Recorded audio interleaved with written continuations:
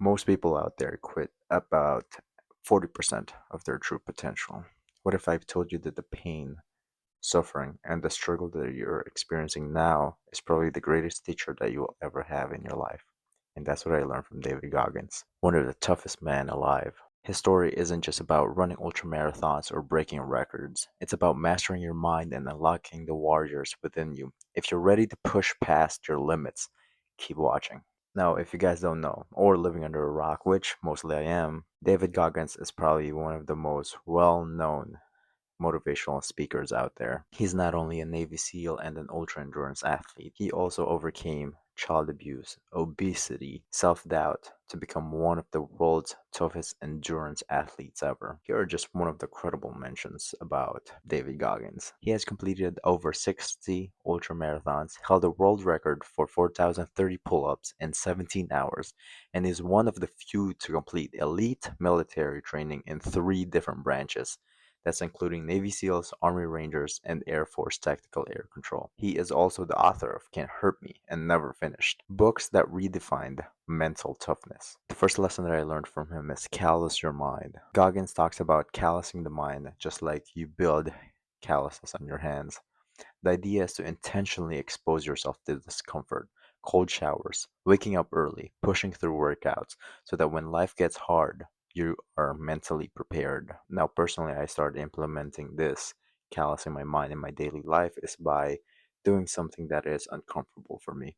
Just like how I simply work out even if I don't feel like doing it, or just consistently doing the things that you want to do no matter what emotion or whatever feelings you have on that same day. Because there will be times where you feel like doing it, but there will also be times where you won't feel like doing it.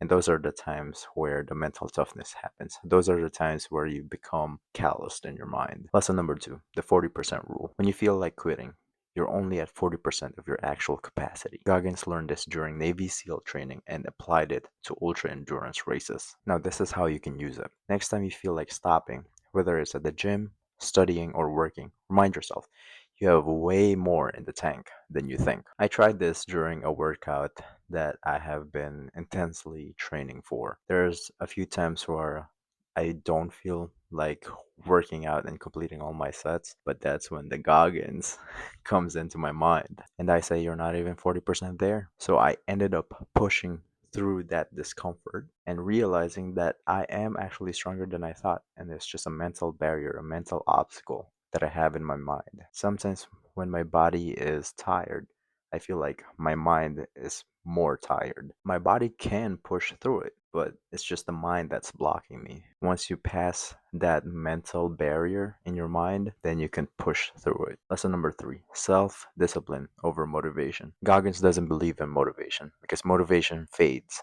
Instead, he preaches self discipline as the only way to achieve greatness. Example of this is he wakes up at 4 a.m. to train every day, even when he doesn't feel like it. To apply this in your real life, you have to build habits that don't rely on feelings, whether it's fitness, career, or personal goals. Do it even when you don't want to.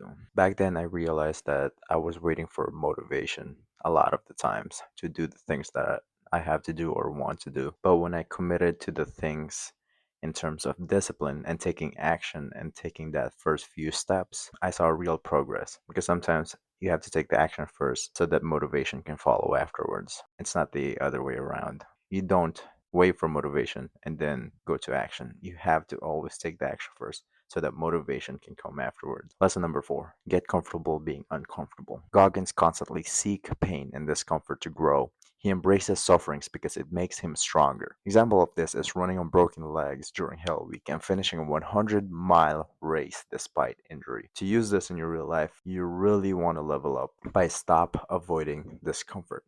Lean into that discomfort. So this week, I want to challenge you. Do something uncomfortable for at least for just 1 week. That could either be a cold shower, an intense workout, or just facing your fear, no matter what it is. Just do it for 1 week and see how it goes. Lesson number five, the accountability mirror. Goggins used the mirror to tell himself the brutal truths every day. He called it the accountability mirror, a tool to stop making excuses and start taking actions. Do this by every night. Look in the mirror and ask yourself, did I do everything I could do to get better? When I started doing this, I started by writing on my journal every night. I realized how often I made excuses and how often I justify the reasons why I'm not doing the things that I want to do by making a lot of just stupid and lame excuses. But at the end of the day, I have to hold myself accountable. And by holding myself accountable, I can take more actions and build myself up more to reduce the excuses that I have. At the end of the day, David Goggins is just a normal human like us. It might feel like he is superhuman. Trust me, every time I see him, it feels like he is otherworldly. But David teaches us that we are more than capable than what we think we are. It just all comes down to your attitude, mental toughness, and discipline, and the action that you take. If you want to push your limits, take action. Do something. Don't wait for later. Don't wait for tomorrow. Just do it now.